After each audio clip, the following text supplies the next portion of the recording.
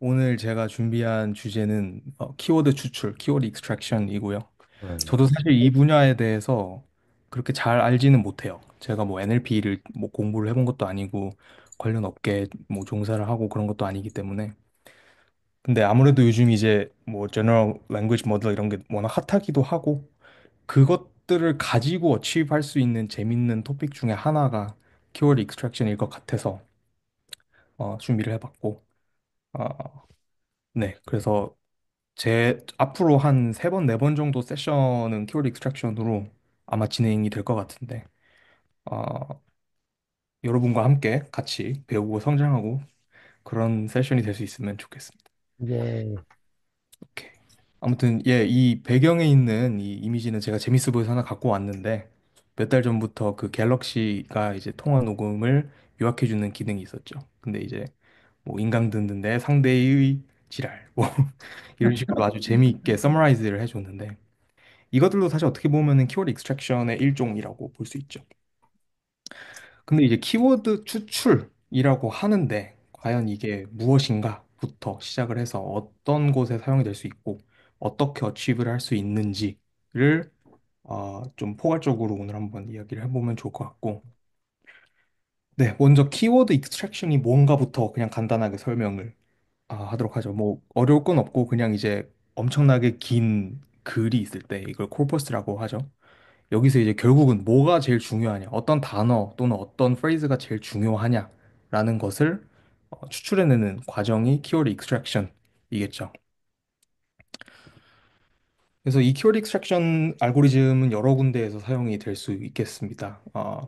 우선 제일 이제 키워드 익스트랙션이라고 말했을 때 제일 먼저 생각이 나는 게 아무래도 인포메이션 리트리버이겠죠. 얘는 뭐냐면 이제 결국은 정보를 압축해서 필요한 것만 뽑아내는 건데, 뭐 그 왼쪽에 있는 이미지들 중에 제일 상단에 있는 거는 이제 그냥 아무 스탠다드한 그 논문의 제일 상단을 갖고 온 건데, 이건 Convolutional Neural Network 관련된 페이퍼고요. 보시면은 abstract 바로 밑에 이제 키워드는 뭐뭐뭐다 이런 식으로 적혀 있죠. 그래서 뭐 몇십 페이지 되는 논문 다 읽기도 전에 키워드를 통해서 이런저런 얘기를 하겠구나라는 거를 미리 알 수 있게 도와주는 게 키워드이고요. 뭐 논문뿐만 아니라 이제 긴 블로그 글 같은 경우도 이제 키워드를 통해서 이런저런 이야기를 하겠구나라는 것을 알 수가 있겠고, 그다음에 두 번째로는 컨텐츠 오거나이제이션이 될 수가 있겠죠. 이거는 이제 왼쪽에 이미지 중에 제일 하단에 있는 이미지를 참조해 주면 좋을 것 같은데, 이건 제가 그냥 저기 스택 오버플로우에서 또 스냅을 딴 거거든요. 근데 이제 여기서는 어, 각 질문에 대해서 이 질문이 뭐에 대한 질문인가를 키워드를 만들어서 제시를 해주고 있고, 이 키워드들을 통해서 유저들은 직접 뭐 이 질문들을 끝까지 읽지 않고도 뭐에 관련된 질문이겠구나를 알 수가 있겠고, 나아가서 이 각각의 키워드를 통해서 자신들이 원하는 결과를, 서치 결과를 이제 좀 네로 다운을 할 수가 있겠죠.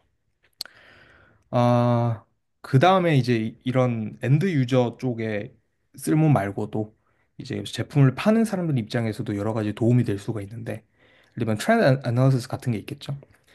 그 왼쪽에 있는 이미지들 중에 가운데 있는 거는 이제 그 플립보드에서 제가 또 따온 스냅인데, 이제 유저들이 어떤 토픽들에 제일 관심이 있어 하는가 해서 해시태그 형태로 보여주고 있고, 이런 식으로 지금 현재 가장 핫한 키워드가 뭐냐를 알게 된다면 이제 프로바이더 입장에서도 뭐가 요즘 핫하구나, 어떤 걸 기준으로 물건을 좀 더 개발을 하고 팔고 광고를 하고 하면 좋겠구나 알 수가 있겠죠.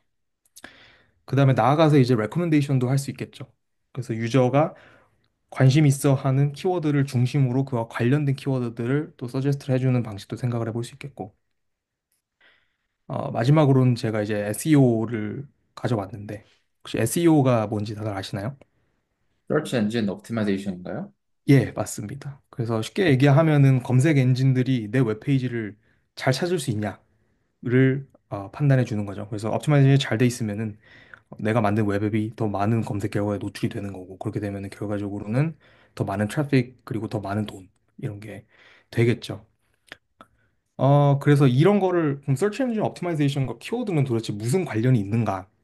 저희 이제 그 웹앱 같은 거를 만들 때 앱이나 다큐멘트 같은 기본적인 파일들에서 저희가 이제 어, 헤더나 또는 이제 타이틀 태그, 메타 키워드 이런 것들을 넣어줄 수가 있겠죠. 예를 들면 아무 웹페이지나 들어가면은 이제 크롬 같은 웹브라우저 제일 위에 탭에 뜨는 그 웹페이지의 제목이 있잖아요. 그런 친구들도 저희가 이제 타이틀 태그로 다 지정을 해줄 수가 있고, 그다음에 그렇게 지정을 해주게 되면은 서치 엔진들이 웹크롤링을 하고 뭐 인덱싱을 하고 할 때 그런 데이터들을 기반으로 인덱싱을 하기 때문에 결과적으로는 저희 웹사이트가 좀 더 노출이 잘 되는 결과를 가져올 수 있다. 그래서 이걸 잘하려면은 웹페이지 기껏 만들어 놓고 뭐 이상한 글을 걷다 쓰는 것보다는 좀 더 트래픽을 높일 수 있는 키워드를 넣는 게 좋겠죠. 이런 식으로 간단하게 어떻게 키워드 익스트랙션이 쓰여질 수 있는지를 이야기를 해봤고, 그래서 뭐, 오케이, 키워드 익스트랙션이 중요한 건 알겠다. 근데 그럼 도대체 그걸 어떻게 할 거냐? 그래서 옛날부터 이제 똑똑하신 분들이 이런저런 방법을 많이 생각을 해봤는데, 요 각각에 대해서 아주 깊게 지금은 들어가진 않을 거고요. 그냥 이런저런 게 있다 정도만 간단하게 소개를 하면 좋을 것 같아서 몇 개만 가져와 봤는데, 스태티스티컬 어프로치가 어떻게 보면은 클래식한 머신러닝과 유사한 확률적 방법론들이죠. 그래서 데이터의 패턴을 기반으로 해서 분석을 하는 거고, 어떤 코퍼스의 어떤 단어와 뭐 어떤 그 프레이즈들이 어떤 패턴으로 등장을 하는가. 그래서 나타나는 프리퀀시 이런 것들을 분석을 해서 이 다음에 인퍼런스를 할 때 오케이 이렇게 생겨 먹은 애는 키워드가 이런 식으로 많이 나오더라. 이런 것들을 저희가 알아낼 수가 있을 거고요. 그래서 이 대표적인 방법으로는 뮤추얼 인포메이션 이런 것들이 있습니다. 그다음에 두 번째로는 그래프 베이스 어프로치인데 그래프는 다들 너무나 잘 알다시피 이제 노드랑 엣지가 있죠. 근데 여기에서는 이제 노드가 단어가 되는 거고 그다음에 엣지들이 단어들 간의 연결성이 있냐 없냐 그리고 만약에 있다면 얼만큼 있는가 이런 식으로 저희가 그래프를 만들게 된다면 이제 거기서부터 저희가 유용한 키워드를 뽑아낼 수 있겠죠. 예를 들면은 특정 문서에 존재하는 단어들을 토큰화를 해서 걔네들 간의 그래프를 만들어 봤는데 제일 엣지가 많이 얽혀 있는 놈이 뭐냐? 그럼 걔가 이제 제일 시그니피컨한 놈이잖아요. 그럼 걔를 뽑아다가 오케이 이게 네가 찾는 키워드야 이렇게 할 수 있게 되는 것이죠. 그 다음에 뭐 머신러닝 같은 경우는 뭐 다들 너무나 또 잘 알다시피 뭐 supervised, unsupervised, 뭐 reinforcement 여러 가지가 있을 거고요. 예를 대표적으로 이제 latent dirichlet allocation이라는 LDA라는 게 있다고 합니다. 얘는 이제 디리클레 분포를 활용을 해서 어떤 방식으로 이제 그 probability distribution이 형성이 되어 있는가 이런 식으로 통해서 그러면은 이 단어가 키워드 디스트리뷰션이 제일 highly probable 하다. 그럼 그 친구를 뽑아다가 오케이 네가 찾는 키워드야 이런 식으로 해줄 수 있는 거고요. 그 다음에 키워드 익스트랙션 이런 알고리즘과 직접적으로 관련은 없지만 언어학적인 접근도 사실 이제 굉장히 많은 인사이트들을 줄 수가 있어요. 뭐 여러분들 저희 중학교 때 공부를 해봤던 뭐 형태소 이런 것들 있잖아요. 이런 것들도 이제 결국은 단어들을 전처리할 때 형태소 단위로 구분을 지어줘야 이제 컴퓨터가 알고리즘을 프로세싱하는 과정에서 아 얘는 이제 하나의 의미를 갖는 최소 단위구나를 알아서 걔를 이제 키워드로서 활용을 할 수가 있게 되겠고 그다음에 이제 뭐 syntax analysis 같은 걸 통해서 아 얘가 주어고 얘가 동사구나 그러면은 뭐 거기 중에서 명사는 뭐니까 어쩌고저쩌고 해서 오케이 얘가 키워드야 이런 것도 할 수 있겠고 그다음에 또 이제 컨텍스트 같은 것도 중요하겠죠 왜냐면은 저희가 이제 굉장히 단순한 예시로 can이라는 영단어가 주어졌어요 그럼 얘가 뭐 할 수 있다의 can인지 아니면은 뭐 진짜 그 코카콜라 캔인지 이거는 문맥에 따라 더 달라지겠죠 그래서 이런 문맥적인 분석도 굉장히 중요할 테고요 그래서 이런 식으로 언어학적인 접근도 굉장히 중요하다 그다음에 세만틱스 애널리시스는 사실 링구이스틱스에 포함이 될 수도 있겠지만 좀 중요하다고 생각해서 제가 따로 빼봤는데 얘는 이제 어, 단어와 구의 그러니까 세멘틱스니까 의미를 추론을 하는 거죠. 그래서 단순히 뭐 예를 들면 컵이라는 게 있다 하면은 컵이라는 단어로 컨슘을 하는 게 아니라 걔 안에 어떤 의미가 있는지 컵이라는 건 뭐 할 때 쓰는 거고 컵에 뭐 유의어는 뭐가 있는지 뭐 잔이라는 게 있는지 또는 반이어가 있다면 뭐가 있는지 그리고 이제 상위 개념, 하위 개념 이런 것들이 있겠죠. 예를 들면 컵의 상위 개념은 뭐 가재도구, 뭐 실버웨어 이런 게 될 수 있겠고요. 하위 개념으로는 뭐 물컵 이런 게 있을 수 있겠죠.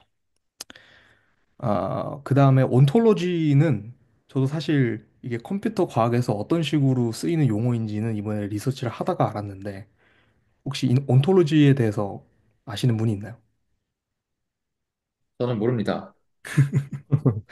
인터넷에 쳐보니까 존재론이라고 나오는데, 어, 이거랑, 그러니까 예, 맞습니다. 철학에서는 온톨로지라고 하면은 존재론이라는 어, 의미를 갖고 있는데 그러니까 존재론, 그러니까 거기에서 나온 말이 맞아요.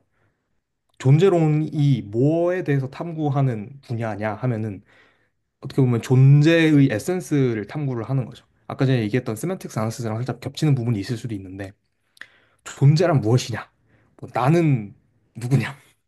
너는 누구냐? 그리고 있다라는 게 뭐냐?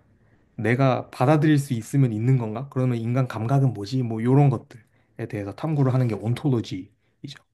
굉장히 어렵고 난해하게 들리지만은 이게 이제 컴퓨터 과학에서 사용될 때는 어 사실 비슷하지만 어떤 의미로 쓰이냐면은 그러니까 저희는 이제 사람이고 사람이 사고하는 방식대로 이제 사고를 하니까 존재란 무엇인가에 대해서 뭐 정답은 없지만 어느 정도 이제 사회적인 합의가 있죠. 근데 컴퓨터는 그거에 대한 합의나 이해 이런 것들이 아예 없단 말이에요. 그래서 그런 사람들이 세상과 인터랙션 하면서 뭐 보고 듣고 느끼는 이런 것들에 대해서 어떤 하나의 합의된 지식 이런 것들을 컴퓨터에게 이제 알려주는 것. 컴퓨터가 다룰 수 있게, 즉 정보를 다뤄야 되니까 그렇게 표현한 모델을 저희가 컴퓨터 과학에서 온톨로지라고 한다고 합니다. 솔직히 무슨 말인지 잘 모르겠죠. 잘 네. 어, 모르겠습니다. 예, 그래서 제가 한 가지 예시를 찾아왔는데 세멘틱 웹이라고 혹시 들어보셨나요? 아, 들어는 봤는데, 세만틱 웹, 그 뭔지는 정확히 모르고 그냥 넘어갔던 것 같아요. 네. 세멘틱 웹이라는 거는 쉽게 얘기하면은 사람들이 머릿속에 이제 갖고 있는 이해를 활용을 해서 웹상에서 정보들을 좀 더 의미 있게 연결을 하자라는 목적에서 시작이 된 건데 이렇게 얘기하면 굉장히 거창하게 들리지만은 아주 쉽고 이제 일상에 가까이 있는 예시 중에 이런 게 있어요. HTML 다들 이제 태그 어떻게 생겼는지 아시잖아요. 뭐 헤드면 헤드다, 뭐 패러그래프면 P다, 테이블이면 테이블이다, 뭐 이런 식으로 태그를 쓰죠. 근데 이제 걔네들도 그냥 쓰는 게 아니라 시멘틱 태그를 사용을 해서 좀 더 명시적으로 내가 지금 쓰는 거는 헤더야. 내가 지금 쓰는 거는 뭐 패러그래프야. 내가 지금 쓰는 거는 뭐 테이블의 로우야. 이런 식으로 알려주는 거죠. 그렇게 되면은 컴퓨터 입장에서 그냥 정보를 야 네가 원하는 테이블 여기 있으면 이렇게 딱 보여주는 게 아니라 얘는 헤더고 얘는 패러그래프고 뭐고 뭐고 이런 식으로 전체적인 구성 요소를 일단 컴퓨터 스스로 이해를 할 수가 있고 이 이해한다는 게 막 딥러닝이 막 삘삘이 이러다는 게 아니에요. 그냥 분석을 할 때 예를 들면은 뭐 뷰티풀 숲 이런 거를 활용을 해서 어디 웹페이지를 갖고 왔어요. 갖고 왔을 때 거기에서 타이틀이 뭐냐라고 하면은 타이틀 태그를 찾으면 되겠죠. 이런 식으로. 그게 이제 세멘틱 웹이고요. 이 세멘틱 웹이라는 거는 이 온톨로지를 웹상에서 구현하기 위한 방법 중에 하나다라고 생각을 해주시면 될 것 같아요. 좀 더 이해가 되셨나요? 네, 좋습니다. 잘 이해 못한 것 같은데. 괜찮습니다. 저도 이거 사실 막 그냥 너무나 당연하게 아이 뭐 해도 원이니까 해도 원이지 뭐 어쩔 TV 이랬는데 네. 어쩔 TV 오랜만이네요. 그러니까 이런 거를 시멘틱 태그라고 부르는지 몰랐네요. 막, 메인, 헤더, 막 그래서 이런 거잖아요. 이게 그 코딩하는 사람들 입장에서 나 지금 이제 테이블 시작합니다 이렇게 하는 것도 당연히 있겠지만은 이 세멘틱 웹이 나중에 액세서빌리티 이런 거랑 겹치게 되면은 시각장애인 같은 인액세서빌리티가 있는 사람들도 웹 경험을 좀 더 낮게 만들어줄 수 있는 방법이 될 수 있고 그래서 이런 것들을 그 뭐라 그러냐 WCAG 요런 이 스탠다드가 있잖아. 거기서 굉장히 그 스탠다드를 잘 정리를 해놨어. 예를 들면 웹페이지를 쓸 때 뭐 예를 들면은 너가 어떤 메뉴 아이템이 있고 그 밑에 메뉴가 이렇게 팝오버가 뜬다 하면 거기에 대해서 너가 이런저러한 태그랑 아리알 레벨 이런 것들을 지정을 해줘야 그 나중에 accessibility 툴을 활용을 했을 때 그것들을 용이하게 접근할 수 있다. 예를 들면 마우스가 없는 사람, 키보드가 없는 사람, 눈이 안 보여서 음성으로 해야 되는 사람, 이런 사람들 입장에서 야, 나 로그인 할래? 하면 로그인 버튼을 찾을 텐데 그게 아니라 지 맘대로 그냥 뭐 해놓으면은 그게 이제 웹 입장에서 이해하기 힘드니까 음, 네, 그런 식으로 구성이 되어 있다고 합니다. 네. 아, 네, 좋습니다. 여기까지 혹시 질문 있을까요? 없습니다. 저는. 예, 없으면 빠르게 넘어가도록 하겠습니다. 네. 발표 초입에 얘기했다시피 저도 이 부분에 대해서 사실 도메인 놀리지나 백그라운드 놀리지가 거의 없기 때문에 저 근데 말씀 중에 예, 죄송한데 예, 혹시 백그라운드 놀리지가 거의 없으셨으면 예. 이 키워드에 관해서 발표를 하게 된 계기 같은 게 있나요? 계기가 사실 이제 실무를 보면서 이런저런 간단한 분석들을 할 때가 있을 텐데 그러니까 이런 경우가 상당히 많잖아요. 예를 들면 데이터베이스에 데이터가 많이 있어. 그중에 뭔가를 찾고 싶어. 근데 우리가 갖고 있는 데이터는 그냥 스트링 덩어리입니다. 텍스트입니다. 거기서 뭔가 찾아야 되는데 해봤자 뭐 like 뭐 이 정도 오퍼레이션 하면은 사실 너무 부족하죠. 그래서 좀 더 플렉시블한 서치를 지원하기 위해서 뭐 엘라스틱 서치를 해도 되지만 이제 벡터 데이터베이스 이런 것들도 인테그레이트를 할 수 있을 텐데 거기에서 나아가서 이제 자동으로 태깅을 해주고 키워드를 익스트랙션을 해주면은 걔네들을 기반으로 뭔가 비주얼도 제공을 하고 이런 여러 가지 재밌는 게 가능하지 않을까라는 생각이 음, 들어서 시작하게 됐습니다. 그래서 사실 굉장히 제너럴한 토픽이에요, 이거는. 나중에 뭐 여러분 또는 저희가 다 같이 뭐 어떤 프로젝트를 할지 모르겠지만 그 프로젝트가 그냥 어떤 형태의 텍스트 데이터가 있다? 거기서 일단 키워드 익스트랙션 무지성 돌려버리고 이제 그것들을 이제 유저가 쓰든 안 쓰든 저희 입장에서는 또 밸류벌한 어떤 인사이트를 제공할 수 있으니까 어디든지 일단 갖다 붙일 수 있는 아주 좋은 사이드카가 될 수 있을 것 음, 같습니다. 사이드카 너무 전문적인 표현이신데요. 그 무슨 좋습니다. 그 있었는데 무슨 서버 구조 중에 사이드카 구조 이런 거 있었는데. 네, 맞아요. 그 사이드카 인젝션 해가지고 봤습니다. 아, 음, 저 질문이 좋습니다. 있는데요. 예. 뭐야, 들리나요, 혹시? 뭐야. 네. 아, 네, 있었습니다. 네. 저도 지금 세만틱, 제가 사실 다음 주제로 말하고 싶었던 게 세만틱 서치였거든요. 오 그 마이 갓. 벡터DB 와우. 사용해서. 예. 그래서 참 재밌게 지금 약간 겹치면서 안 겹치는 것 같아요. 왜냐면 지금 보니까 조금 더 넓은 개념을 설명하신 것 같은데, 그렇죠. 근데 키워드 익스트랙션이라는 게 결국에는 요즘 지금 제일 모르겠어요. 제가 관심 있던 분야는 결국에는 벡터 DB잖아요. 결국에는 텍스트를 임베딩을 해서 임베딩 모델 같은 것도 되게 많더라고요. 그냥 텍스트를 청킹 해가지고 그거를 벡터 공간에 어떻게 만들 건지부터 시작을 해서 그거를 벡터 DB에 넣은 다음에 이제 뭐 요즘 되게 관심 있는 사람들이 관심 있는 거는 뭐 벡터 DB가 그걸 얼마나 스케일러블하고 프리시즌 있게 뭐 뽑아내는가 그 디스턴스도 되게 여러 가지가 있잖아요. 뭐 유클리디언 벡터 그러니까 벡터들 간의 디스턴스는 좀 정의가 잘 돼 있잖아요. 유클리디언 디스턴스라든지 아니면 뭐 코사인 시뮬러리 이런 게 있는 것 같은데 요런 이제 이거는 한 종류인 거잖아요. 결국에 키워드 익스트랙션에 그죠? 그럼 요즘 혹시 트렌드가 이쪽 뭐 ML 쪽이 맞는지 아니면은 키워드 익스트랙션의 약간 메인적인 좀 어떤 트렌드가 좀 궁금하네요. 예. 트렌드는 제가 리서치를 살짝 해봤는데 사실 웬만하면은 그냥 요즘 뭐 트랜스포머 베이스 그런 딥러닝 모델로 이런 태스크를 좀 어택을 하려고 하는 것 같아요.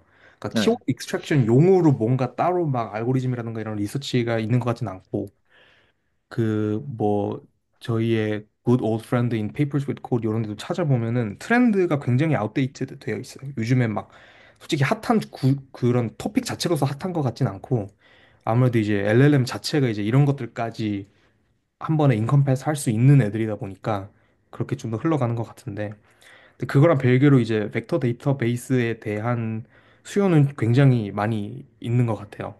그래서 그거를 아까 전에 얘기를 잘 해주셨는데 어떤 식으로 인베딩을 할지 뭐 디스턴스를 어떻게 구할지 요거에 대해서도 이제 어, 솔루션들이 사실 굉장히 많아요. 그냥 손쉽게 프리트레인 모델 이런 거 갖고 와가지고 한번 그냥 딸깍 한번 하면은 사실 키워드를 그냥 줄 수도 있고 벡터를 줄 수도 있고 이런 식으로 여러 가지 솔루션이 많죠. 그죠.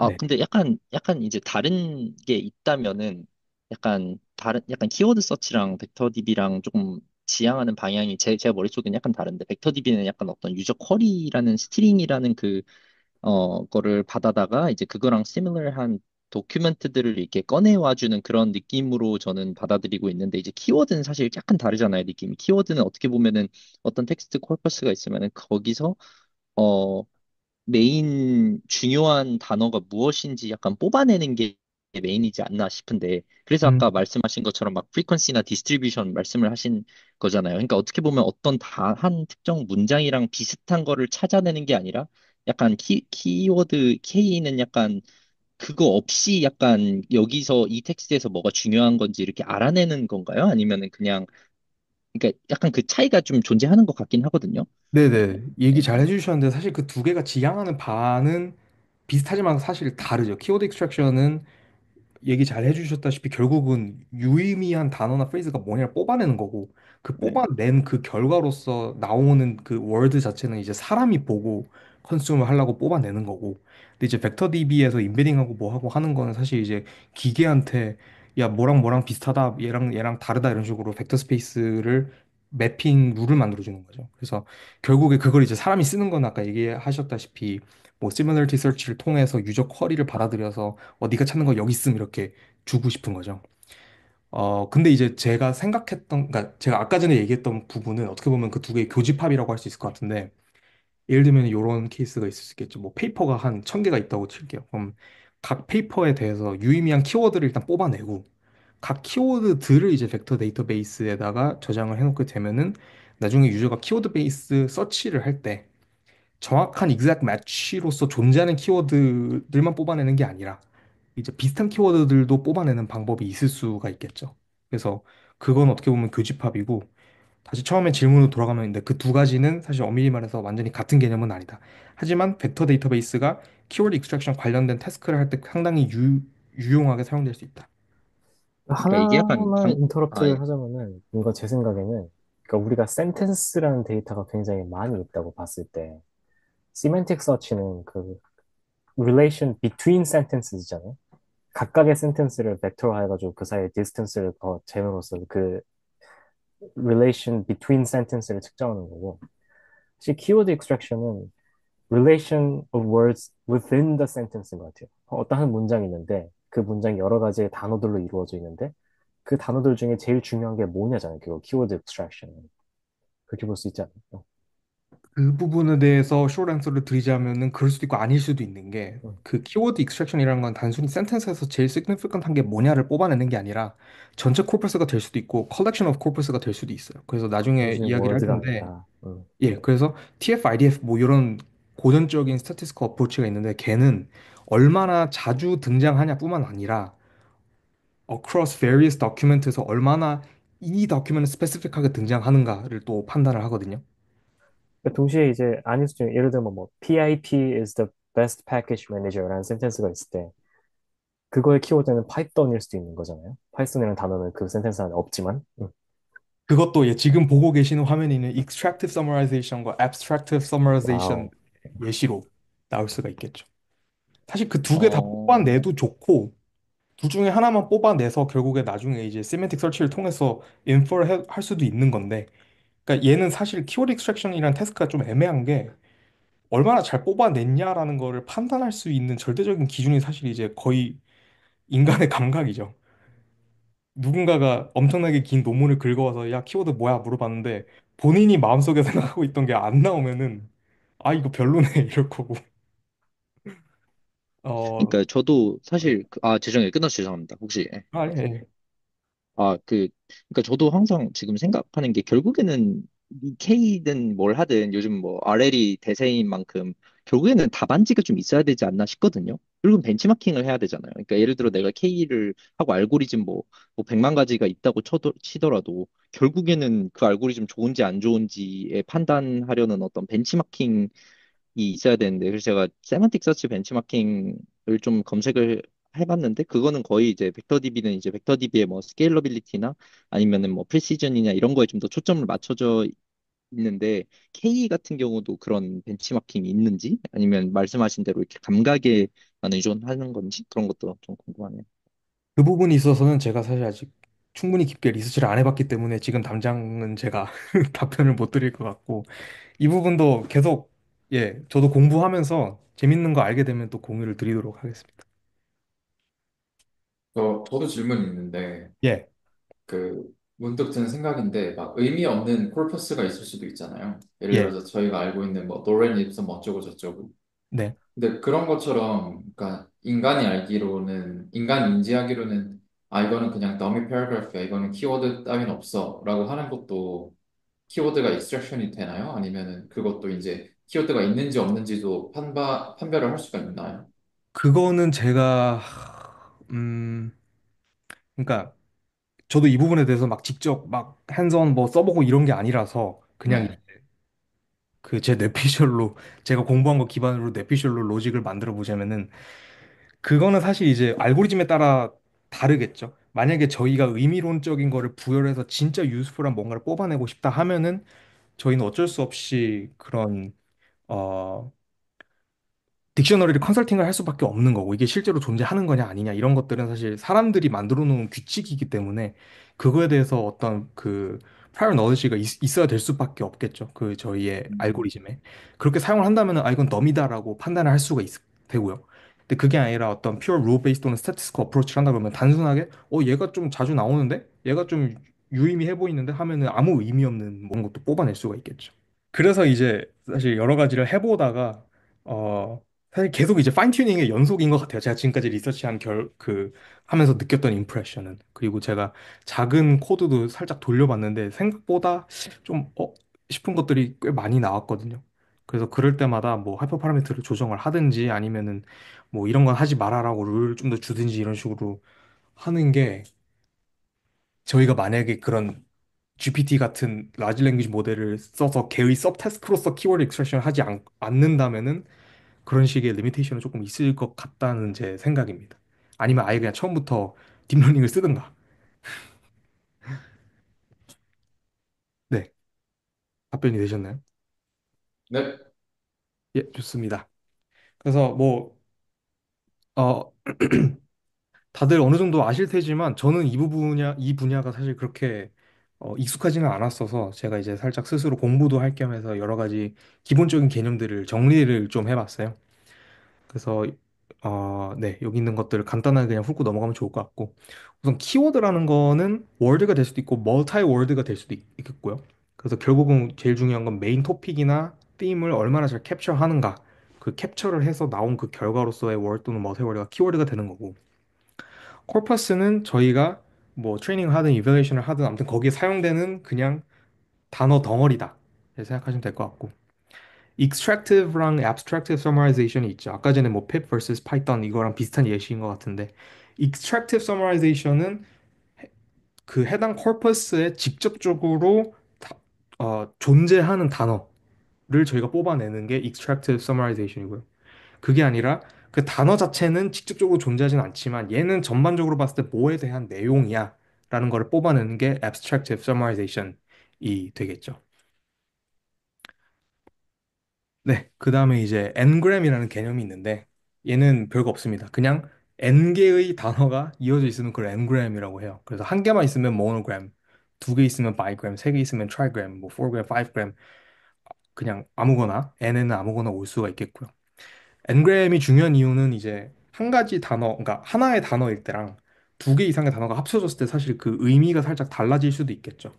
예를 들면 컴퓨터랑 사이언스는 각각이 갖는 의미랑 합쳐져서 컴퓨터 사이언스가 됐을 때의 의미랑은 좀 다르겠죠.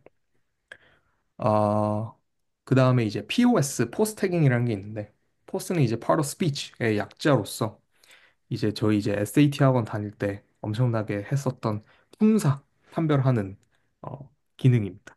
그래서 이 포스 태깅이 잘 되는 알고리즘은 어떤 인풋 센텐스를 줬을 때 아 얘는 나운이야, 얘는 verb야, 뭐 이런 식으로 태깅을 할 수 있게 되는 것이죠. 여기까지 이해되시나요? 네. 네. 예. 참고로 말씀드리자면 여기 포스트 태깅은 그러면 포스트 태깅이 가능하면 그냥 포스트 태깅으로 하면 되는 거 아니면 키워드 익스트랙션이 왜 필요한 뭐 이런 식으로 생각을 할 수도 있는데 포스트 태깅 자체도 하나의 알고리즘이고 이제 얘도 뭐 딥러닝을 쓸 수도 있어요.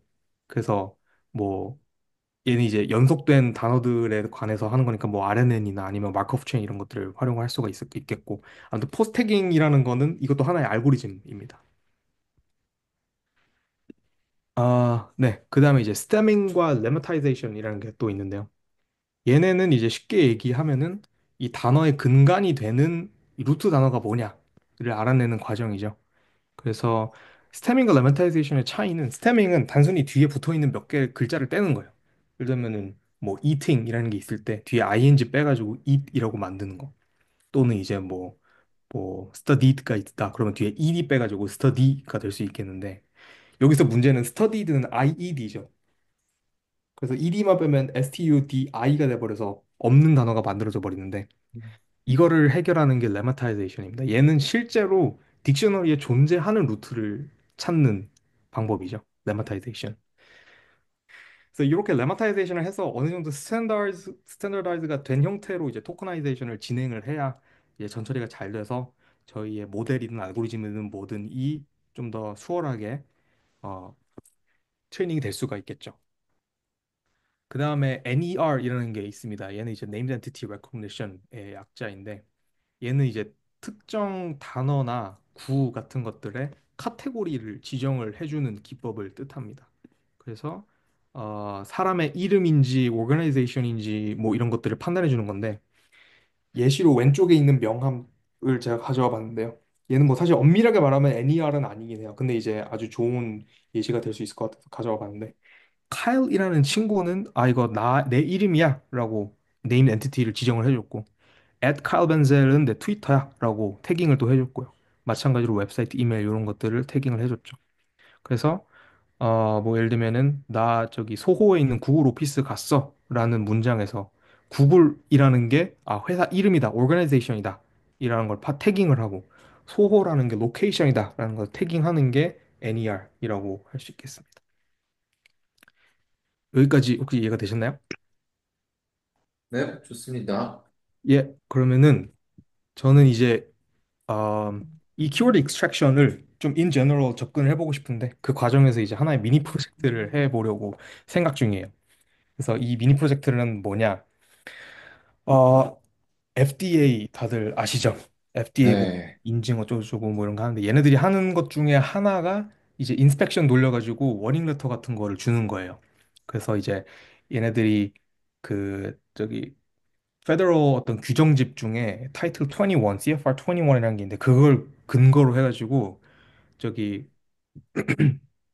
저기 뭐냐 음식 같은 거 유통하거나 팔거나 요런 데 가가지고 기업이나 제품 같은 거를 이제 레귤레이션을 가지고 이제 규제를 먹이거나 감사하거나 뭐 이런 같은 것들을 하는데 그때 이제 문제가 발생을 하거나 또는 인스펙션을 했다라는 이 모든 기록들은 얘네들이 이렇게 레터를 써서 publicly available 한 데이터베이스에 다 올립니다. 지금 여러분들도 다 찾아보실 수 있어요.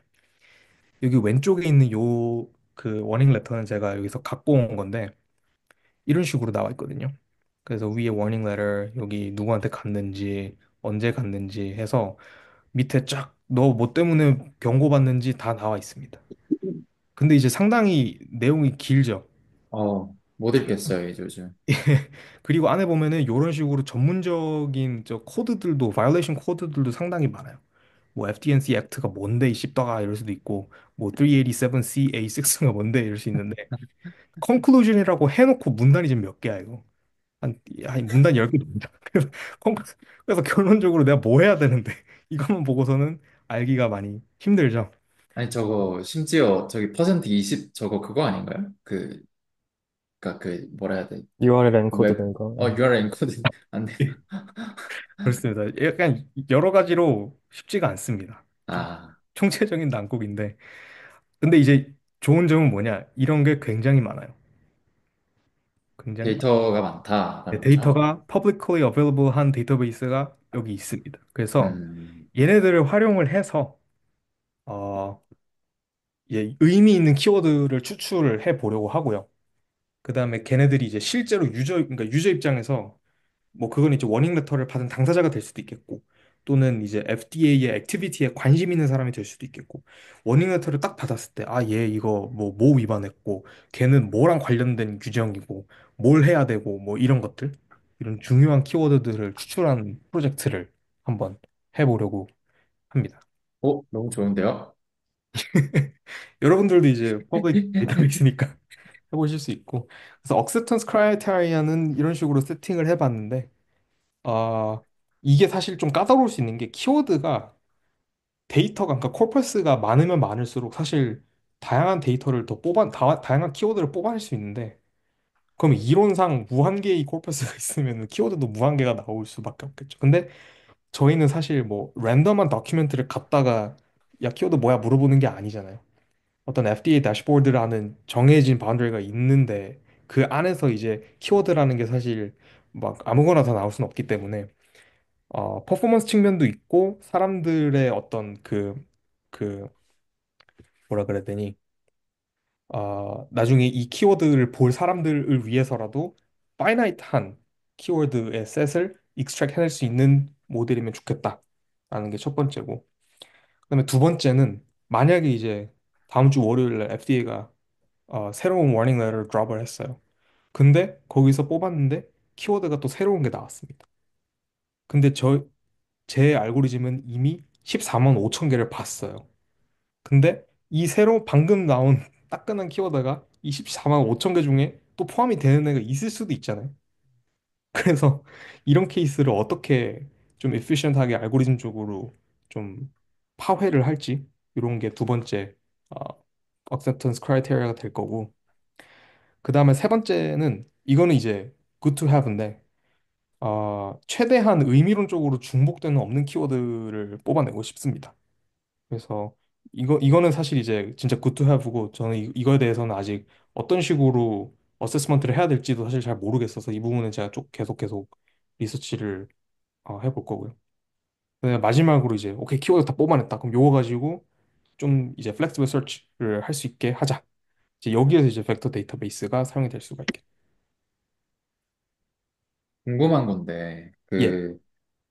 그러니까 키워드 뽑아내는 프로젝트를 하게 되잖아요. 그럼 네. 크라이테리아가 있어야 될 것 같은데, 네네. 근데 또 생각을 해보니까, 예. 뭐 아까 예를 들어서 페더럴 다큐멘트를 그냥 전체를 복붙해가지고, 예. 뭐 챗GPT나 클라우드 AI한테 이거 그냥 키워드 뽑아내줘, 서머라이즈 해줘 하면은 아마 해줄 거잖아요.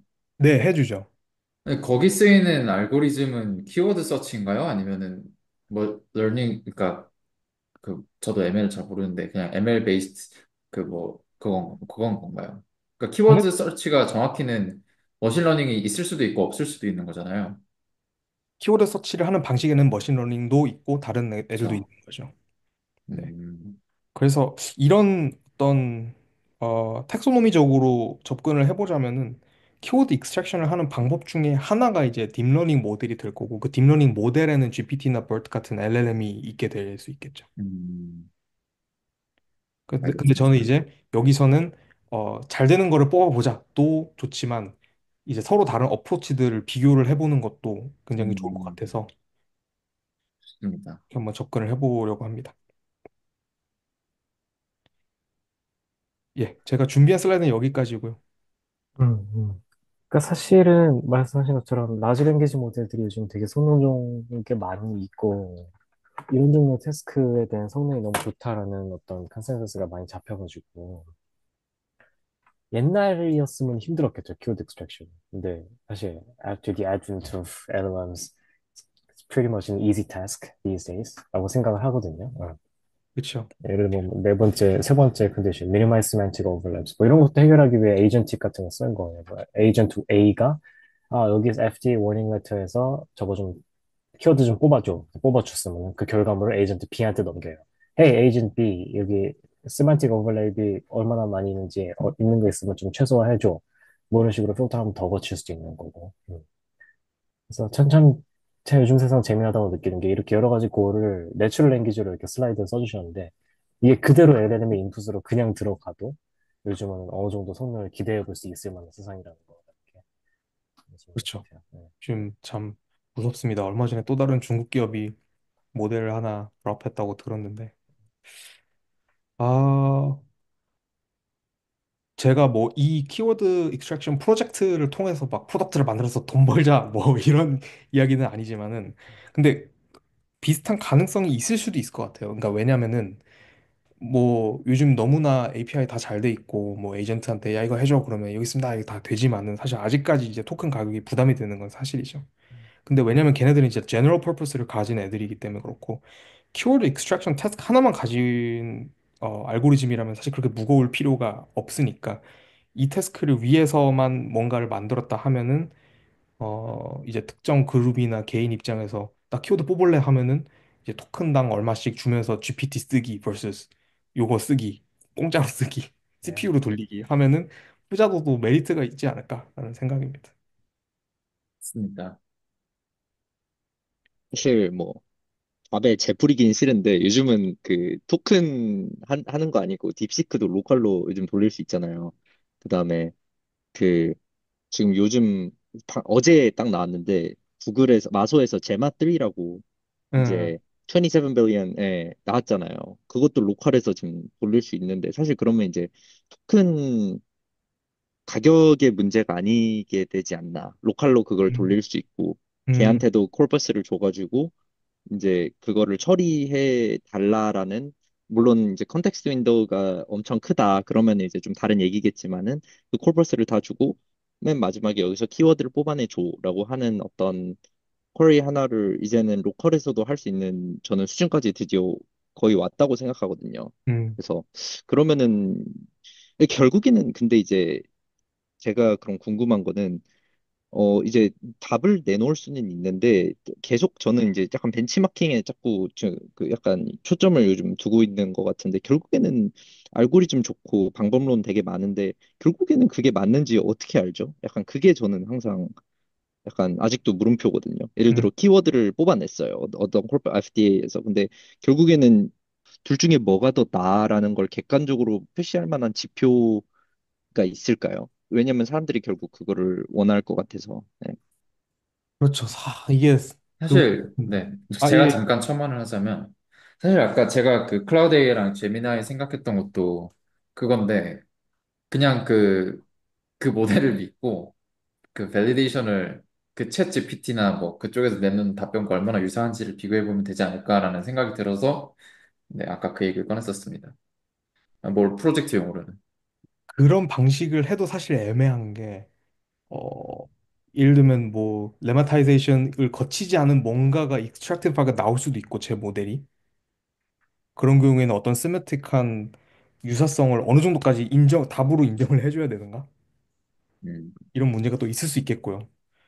요 부분은 사실 벤치마킹이 상당히 까다로운 것 같아요. 뭔가 바로 생각나는 거는 그 LLM 벤치마킹 할 때 그 needle in the haystack 테스트라고 있잖아요. 되게 큰 텍스트가 있고 거기서 그쵸. 어디에 어텐션을 줘야 되는지 정확하게 파악했냐 이런 것처럼 약간 어떤 코르푸스가 있고 거기에 되게 쓸데없는 단어들을 몇 개 첨가를 해요. 의도적으로.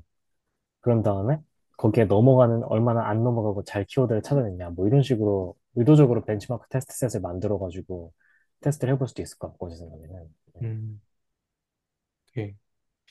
아, 근데 결국에는 약간 저는 휴먼이 좀 들어가야 된다고 보거든요. 그래서 사실 저는 그 LLM 벤치마크 테스트 같은 거 요즘 되게 많잖아요. 근데 이제 그 뭐 ANN 벤치마킹도 있고, 그래서 그런 것들이 결국에는 그 데이터셋이 엄청 많은데, 그게 결국에는 뭐 LLM의 도움을 받아서 제너레이트 할 수 있었겠지만, 결국엔 휴먼들이 한번 다 점수를 매기고 약간 필터를 한번 할 수밖에 없다라고 저는 아직도 생각을 하고 있거든요. 그게 아직 왜냐면 자동화되는 순간 사실 휴먼 다 필요 없고, 그냥 자동화된 걸로 계속 reinforcement learning 시키면서 사실 모델을 그렇죠. 개발하면 되잖아요. theoretically.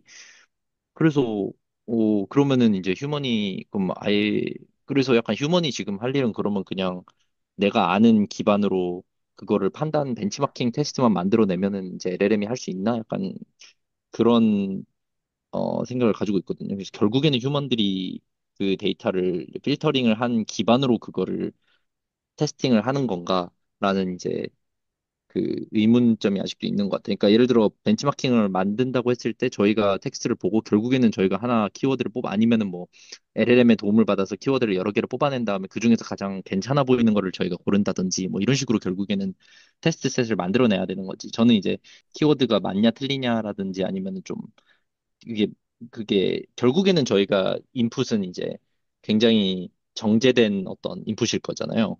예를 들어 이 프로덕트를 쓴다면은 그 벤치마킹이 어떻게 될 건지가 약간 아직도 의문이거든요.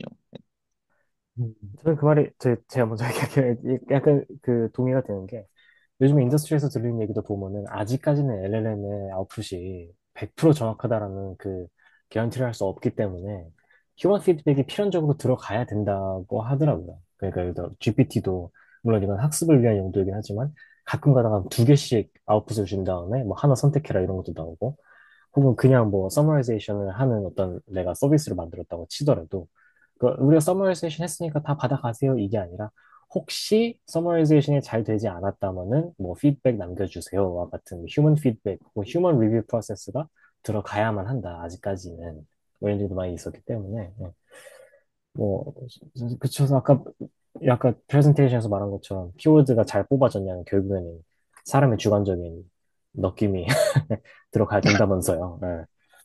그런 부분이 있어야 될 것 같고. 단순히 여기 이 프로젝트에 대해서 생각하면은 저번에 딥시크 얘기할 때 그 RLHF라 그래가지고 사람이 이렇게 리워드 모델을 학습을 시키는 그런 부분도 있어서 뭐 그런 식의 어프로치 해도 될 것 같고 그 knowledge distillation 부분도 쓸만할 것 같아요. 그 되게 커다란 되게 성능이 좋다고 알려진 막 쿼드 3.7 막 이런 걸로 일단 테스트 셋에 대해서 배치로 키워드를 다 익스트랙션 한 다음에 야 클로 좀 작은 모델한테가 클로드처럼 익스트랙션을 해봐. 결국엔 우리가 지금 여기서 풀고 싶은 ML 프로블럼은 FDA 워닝 레터에서 키워드를 잘 뽑아내는 것으로 내로우다운 할 수 있으니까 그렇게 좀 작은 모델을 효율적으로 쉽게 바꿀 수 있을 것 같고 그러면 그거 말고도 고전적인 알고리즘도 사용을 해보고 싶으신 건가요? 벤치마킹 할 예, 때? 그렇죠. 음, 여기에서는 이거는 딥러닝 프로젝트가 아닙니다. 키워드 익스트랙션 프로젝트이기 때문에 음, 고전적인 방법들도 여러 가지를 해보면 좋을 거고, 그 다음에 제너럴한 어떤 모델을 만드는 게 아니라 지금 이 프로젝트의 목표인 FDA 워닝 레터 대시보드에서만 동작을 잘하면 되기 때문에 사실 많은 뭐 룰 베이스나 이런 것들이 들어갈 수도 있겠죠.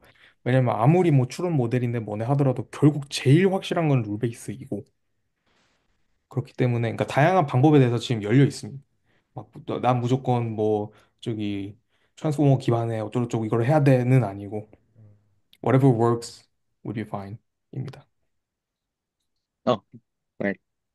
약간 LLM 신봉자 같긴 한데 그래도 최신 기술이 제일 성능이 잘 나오지 않을까라는 아, 그걸 집에서 어떻게 음. 트레이닝해요? 트레이닝이 아니라 트레이닝 안 하셔도 돼요. 예, 네. 돌리기만 하면 돼요. 인퍼런스만 하시면 됩니다. 제 생각에는. 음, 올라마 있으면 요즘에 맥북에서도 돌아가는 시대가 됐기 네, 때문에 올라마. 네. 예. 그거를 하면은 이 프로젝트의 의미가 없지 않을까요? 그냥 키보드 줘 하면 끝인데. 제가 그래서 아까 그 챗 LLM 말씀드린 거긴 해요. 음, 아무래도 딸깍이 이미 되니까. 예, 현실적으로 당장 누군가가 뭐 직장 상사 가지고 야 5분 안에 키보드 뽑아 하면은 저 같아도 이제 클로드 킬 것 같은데 그죠. 이제 그게 아니라 여기서는 좀 더 아카데믹한 접근이고 음, 아 요런 저런 게 이제 언더 더 훗 존재하는구나 이런 어프로치가 있구나 이런 것들을 좀 더 포괄적으로 보려고 하는 프로젝트입니다. 저는 좋은 것 같아요. 그냥 뭔가 사실 옛날 방법을 알아야지 요즘 방법에 더 인사이트를 얻을 수 있어서 그죠. 네, 좋습니다. 네, 약간 사족을 달자면은 그 약간 막 워닝 레터 있는 뭐그 법률 코드 이런 거 있으면 그걸 자동으로 설치 해가지고 막 음, 당신이 바이올레이트한 코드는 이런 겁니다. 이렇게 설명해줘도 좋을 것 그런 같다는 생각이. 것들도 네. 아마 다 제공을 할 거예요. 이 바이올레이션 코드는 뭐를 위반해 나오는 거고 이런 것들도 있을 수 있겠죠. 근데 저도 뭐 또 하나 붙이면 되게 재밌을 것 같아요. 왜냐면 전에 어떻게 보면은 이 프로젝트를 통해서 전에 알고리즘에 약간 어떻게 보면은 어 이제 좋은 점 플러스 한계점 같이 이렇게 볼 수 있을 것 같아가지고 예. 약간 인사이트 얻는 데도 확실히 엄청 도움될 것 같아요. 직관 기르는데. 네. 되게 또 여러 가지 하실 거잖아요. 그죠? 알고리즘 구형 같은 것도. 그쵸. 여기서는 음, 이거 베스트 워킹 모델 하나만 딱 하는 게 아니라 얘는 그죠? 이런저런 결과를 냈고 쟤는 어땠고 이런 식으로 비교를 하는 게 사실 목적이죠. 아, 그죠? 인사이트가 쌓이는 거예요. 아, 설마 디귿인가요? 네? 아, 아닌가요? 아, 죄송합니다. What? 예? 예? 나만 이해 아니, 못한 건가요? 나도 이해 드립이냐고 못했는데? 드립이냐고 물어본 거. 이상한 거? 아니, 인사이트가 쌓인다길래 죄송해요. No pun intended. 하하하. 기대가 역시 됩니다. 그럼 다음 세션 때는 그 결과를 가져오실 건가요?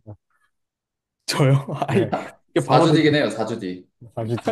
한 달에, 한 달. 4주 4주면 뒤면 충분하죠. 가능하겠어요. 예, 4주면 4주면 충분하죠. 충분하죠. 예. 4주면 오케이. 예. 뭐 최대한 준비해 보겠습니다. 뭔가 좀 예.